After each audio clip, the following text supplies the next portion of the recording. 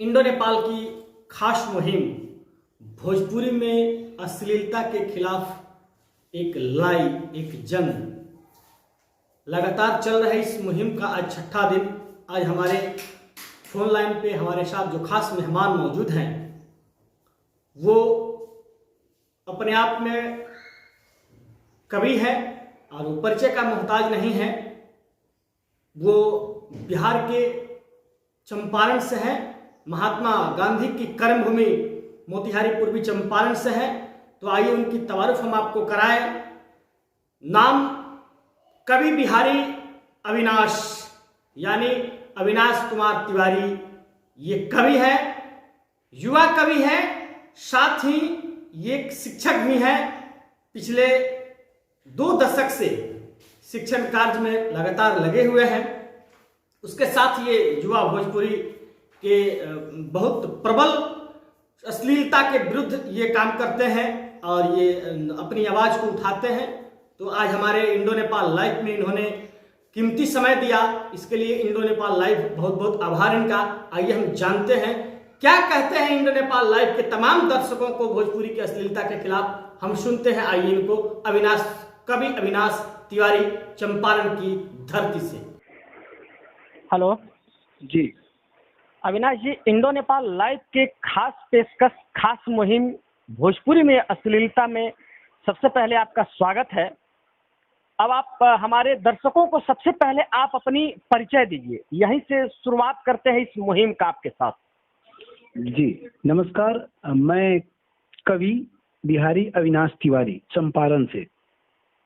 आज बड़ी सौभाग्य की बात है कि मुझे इंडो नेपाल के लाइव चैनल पे, ये न्यूज चैनल पे इस विषय पे कुछ कहने का सुअवसर प्राप्त हुआ जो हमारे समाज को अंदर ही अंदर खोखला करते जा रहा है।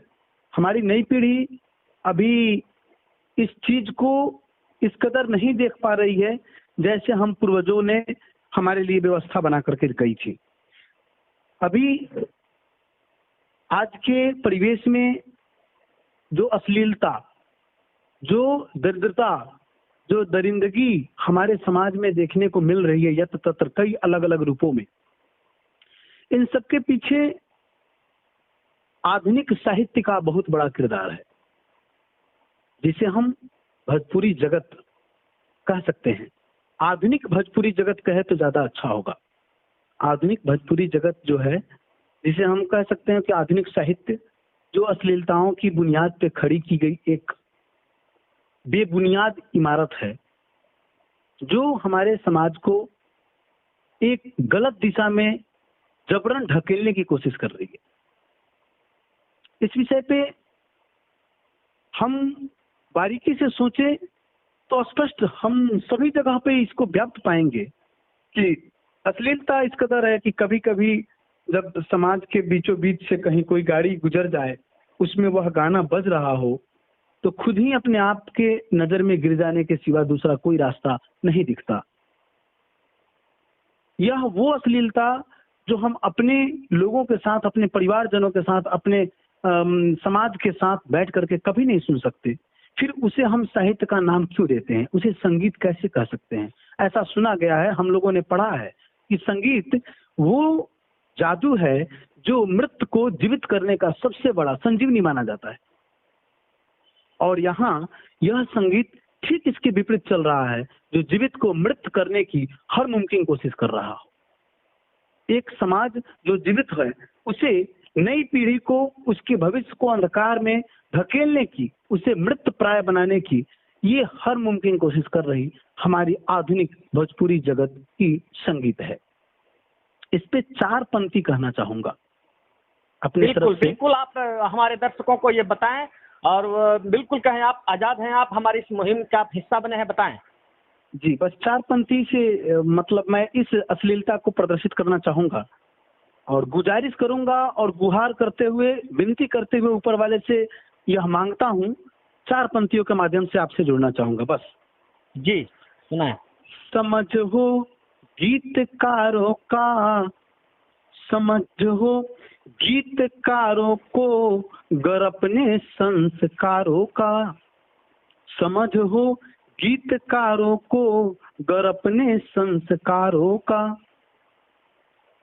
बहेगी बहेगी गंगा देश में बस भोजपुरी धारों का, बहेगी गंगा देश में बस भोजपुरी धारों का। मेरे मालिक मेरे दाता तिवारी मांगता तुझसे, मेरे मालिक मेरे दाता तिवारी मांगता तुझसे, बदल दो सोच मेरे नौजवानों के बिहारों का, बदल दो सोच मेरे नौजवानों के बिहारों का। बस ऊपर वाले से मेरी यही विनती है, गुजारिश है और करबद्ध निवेदन है कि हमारे नौजवानों का सोच बदल दे। बस बिहार के नौजवानों का जो वर्तमान सोच है इसे बदल दे, और जितने भी हमारे संगीतकार हैं बस वो थोड़ा सा संस्कारों का ध्यान रखें। हमारी कल्चर, हमारी संस्कृति, हमारी सभ्यता, हमारी समृद्ध होने के लिए इन सब चीजों को याद रखें। जहाँ कुछ भी नहीं समझ में आता है हम वहाँ इतिहास पढ़ते हैं।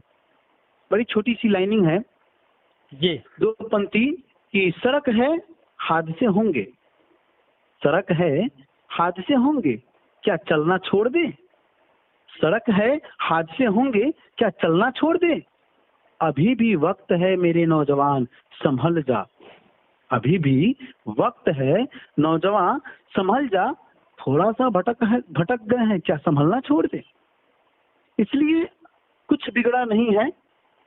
कहते हैं कि हर बारिश बरसात नहीं होती, हर बारिश बरसात नहीं होती, हर मिलन मुलाकात नहीं होती, अभी भी वक्त है मेरे दोस्त अपने आप को संभालो, अभी भी वक्त है मेरे दोस्त अपने आप को संभालो, क्योंकि हर बार इत्तेफाक नहीं होती, हर बार इत्तेफाक नहीं होती। इसलिए समाज को इस चीज के लिए आगे कदम बढ़ाना पड़ेगा। मैं मानता हूं कि ये किसी एक व्यक्ति के आगे बढ़ जाने से, आगे निकल जाने से यह मुहिम सुचारू नहीं हो सकती, और यह मुहिम अगर चली है तो इसे कारवा बनाना पड़ेगा।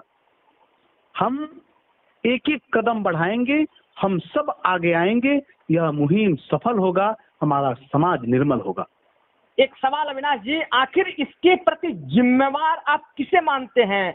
समाज को मानते हैं, या नेता को मानते हैं, या गायक को मानते हैं, या कलाकार को मानते हैं? आखिर कौन जिम्मेवार है, या सरकार को जिम्मेवार मानते हैं? क्या लगता है आपको इस परिस्थिति को इतनी बेकाबू कह लीजिए, इतनी भयावह कह लीजिए, जो हमारे समाज को बिल्कुल गर्त में लेके जा रहा है, तो आखिर इसके पीछे कोई ना कोई कौन कौन से जिम्मेवार है जो आपको दिख रहे हैं, बताएं।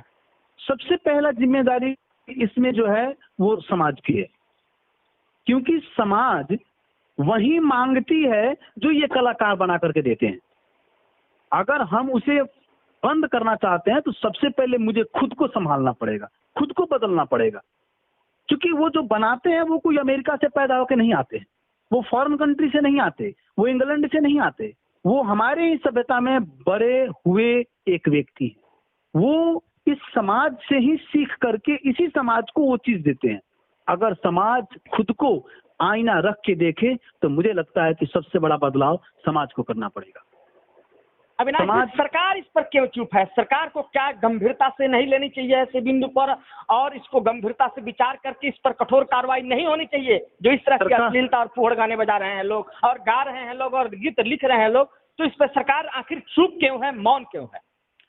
बस इसके पीछे एक सबसे बड़ी रीजन है कि सरकार हमारी जो है वो फिलहाल, वैसे टिप्पणी मैं नहीं करता किसी भी सरकार पे, फिर भी विवश होकर के मुझे कुछ कहना पड़ता है। ये सरकार बिल्कुल पुतलों की सरकार बन चुकी है। कानून बनाना इनका और भाषण देना इन सरकारों में सबसे आम बात है। वैसे कानून बनी हुई है अश्लीलताओं को रोकने के लिए, पुलिस को अथॉरिटी भी दी गई है। जैसे कि मैं जानता हूं कि पुलिस को यह मतलब दिया गया है, उनको अधिकार है कि आप अश्लील गाना बजाने वाले पे कार्रवाई कर सकते हैं, उन्हें अंदर कर सकते हैं, उन्हें रोक सकते हैं। इसके लिए सेंसर बोर्ड की गठन होती है, उनका भी किरदार है कि आप इसे कैसे पास करते हैं। लेकिन सवाल इस बात का है कि जहां मालिक ही चोर हो, मालिक ही अंधा हो, वहां सामने वाला खूबसूरत है या बेवकूफ है, कौन सी गतिविधि कर रहा है, इस पे कौन देखेगा? अविनाश जी, आखिरी सवाल है मेरा, आखिरी सवाल है कि इन सब सारी चीजों के लिए मीडिया जब इस चीज को मुहिम बनाती है, इसके लिए आगे आती है, लोगों की आवाज बनती है, तो फिर कुछ चंद जो गायक हैं, जो कलाकार हैं, तरह तरह की धमकियां देते हैं, मीडिया को बर्बाद कर देने की बात करते हैं, इसको आप किस रूप में ले रहे हैं? ये एक दबंगता का मतलब परिचायक है। वो इसलिए दबंगता कर सकते हैं क्योंकि पुलिस प्रशासन बिकाऊ है, और वही पुलिस प्रशासन जो रक्षक के लिए बनाई गई, आज वो हमारे लिए भक्षक बन के खड़ी है। पुलिस प्रशासन उनके लोग बन चुके हैं क्योंकि वो उन्हें पैसा देते हैं, मीडिया के लोग नहीं है इसलिए कि वो मीडिया उनको पैसा नहीं देती। अगर मीडिया भी पैसा देना शुरू कर दे तो मैं मानता हूं कि पुलिस प्रशासन मीडिया को प्रोटेक्ट करने के लिए तैयार हो जाएगी। इसलिए ये बिकने की जो चलन बन चुकी है, यह बहुत गलत है। हम चंद रुपयों में अपनी ईमान बड़ी आराम से बेच लेते हैं, और यही कारण है कि लोकतंत्र भारत में वर्तमान स्थिति में अभिशाप बन चुका है।